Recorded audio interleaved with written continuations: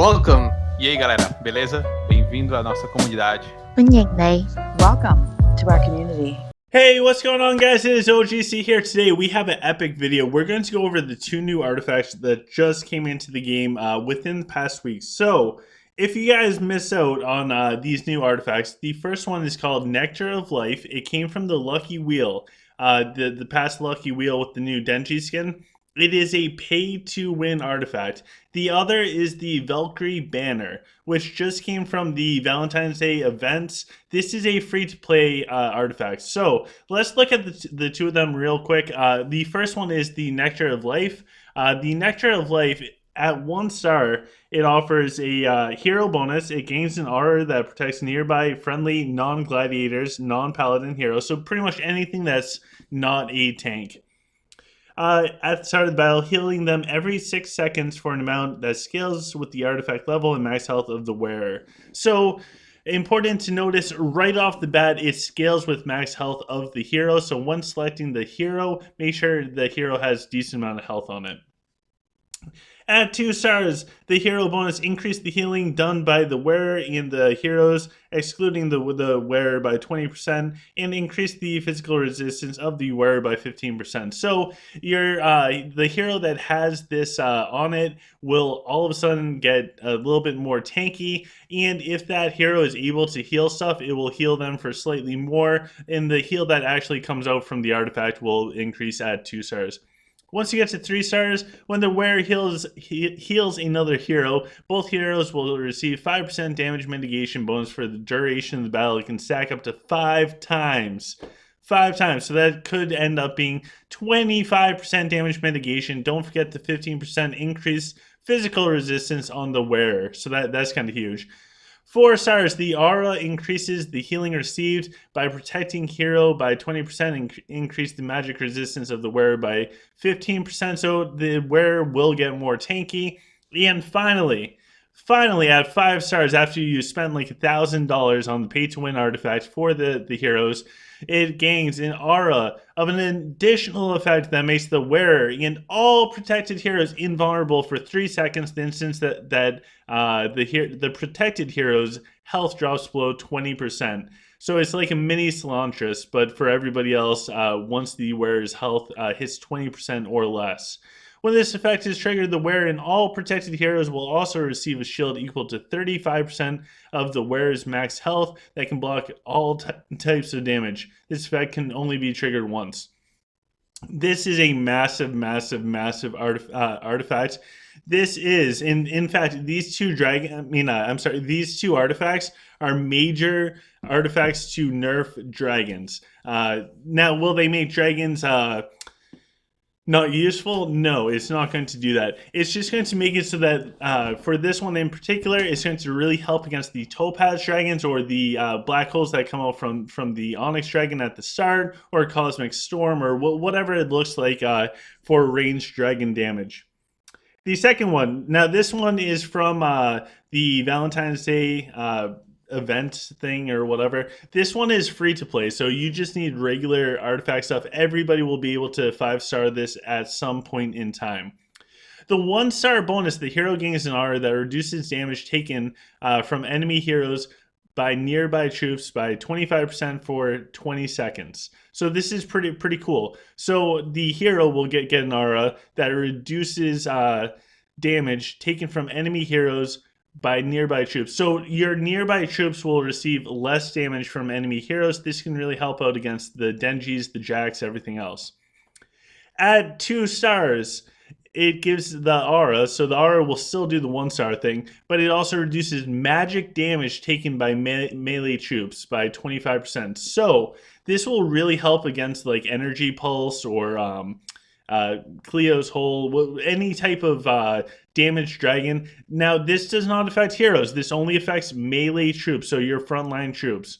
At 3 stars, the aura duration is prolonged to 27 seconds. So this is huge. Once you get this to 3 stars, guys, this is going to last pretty much the whole important part of the battle, because once you're 30 seconds in, a winner is kind of decided.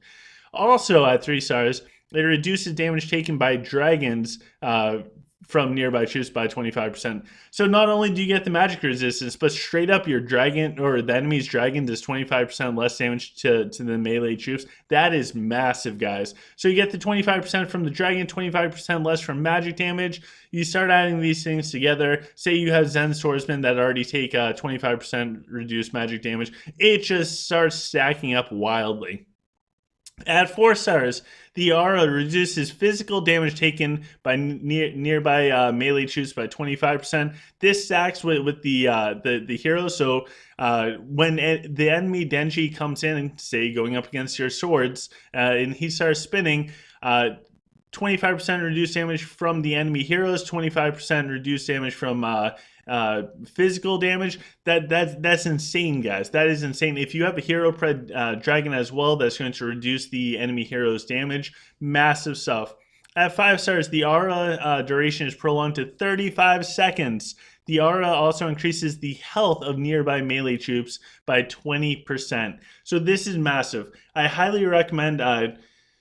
I think for heroes, you need a high health hero that's going to live for a little bit for the Nectar of Life. That it is absolutely amazing.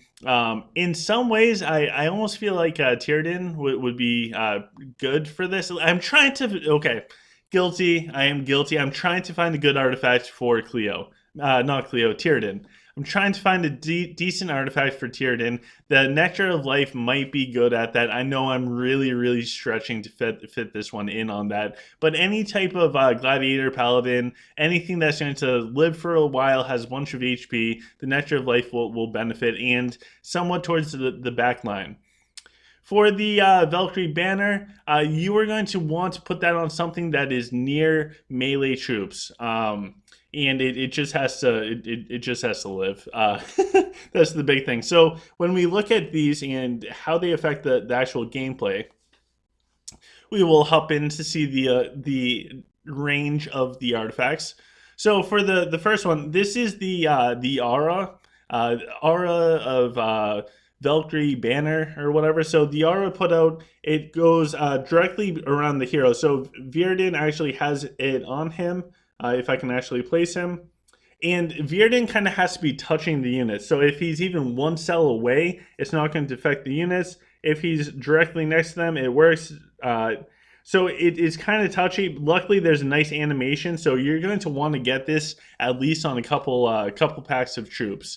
So this is, you'll have to play around with it. Luckily, there's a really good animation to tell. So that is for the Valkyrie Banner, the one that affects the troops. Now, when it comes to the Nectar of Life, you can see right here, it is currently on Vega, and you can kind of see like a little circle around Vega. So things have to be within that circle. Even if it's one cell away, it will not affect that hero. It has to be directly next to them or touching. So you can see that Ophidius kind of lit up a little bit. And even if they're so close, it has to be touching. So even if it's like corner to corner, it still works. So that means that one hero can actually affect 8 other heroes. Depending on the heroes, you get the idea. You can fully circle that hero, and all of the 8 heroes surrounding it will benefit from it. So what do I recommend? I think this is it's definitely early, so I would definitely track all of the chats about these 2 artifacts to find out which one to focus and why. So I think these 2 artifacts are going to be huge for defense going up against any type of damaged dragon. The Nectar of Life is really going to help protect your heroes going up against damaged dragons and or Ophidius. But both Ophidius with her snakes that can just destroy your backline, and the Topaz Dragon, it's almost like a direct nerf to the Topaz Dragon, which is great because I can't stand them.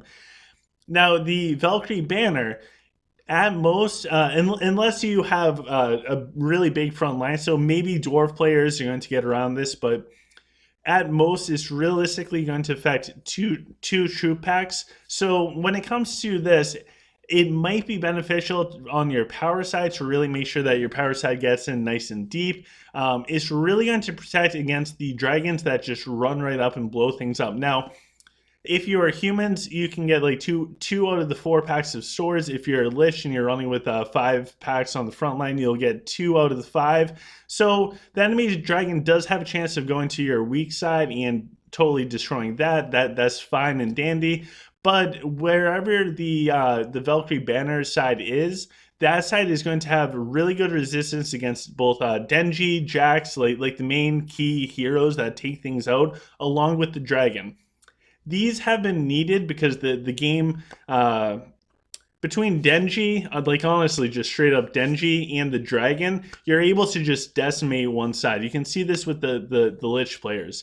So having these is going to help out tremendously for protecting your sides. I think ultimately this is going to be a really good buff to everything that is non-Sylph. The Nectar of Life will definitely help out Sylph, but anything that's not Sylph, where you have like big packs, so whether that's Stalkers, Rock and Swords, Mechs will definitely get a nice buff, and also like Human Swords. I think they're going to see the biggest benefit from the Valkyrie Banner.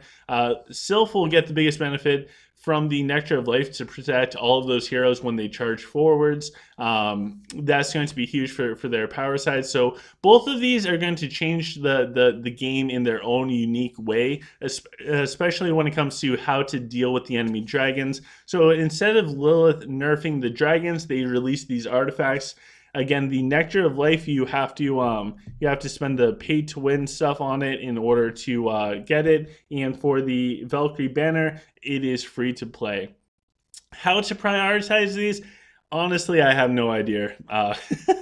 It's really hard. So if you have all of the other free-to-play artifacts like fully maxed out, of course, go for the Valkyrie Banner. If you're on a brand new server and everything, I honestly don't know where to begin. I don't think the dragon's going to be super impactful until you hit cast level 30 when you can start doing the dragonic, so you might want to focus on things like the edge or the staple before this, but ultimately these are going to be staple artifacts that I think are needed. And even for the Valkyrie Banner, just the 20% troop max health for 2 melee packs, that's massive, guys. You start stacking that with tier 13, general and sage research, winning stamina, etc. You can now start getting like some super tanky front lines.